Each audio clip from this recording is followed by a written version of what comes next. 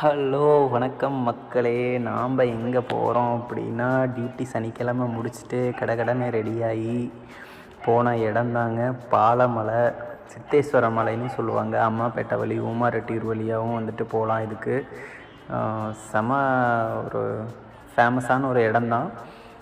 நல்லாவே இருக்கும். ஒரு ட்ரெக்கிங் போகிறோம் அப்படின்னா கண்டிப்பாக ஒரு சூப்பரான ஸ்பாட்டு தான் இது. நைட்டு ஆரம்பித்தோம்.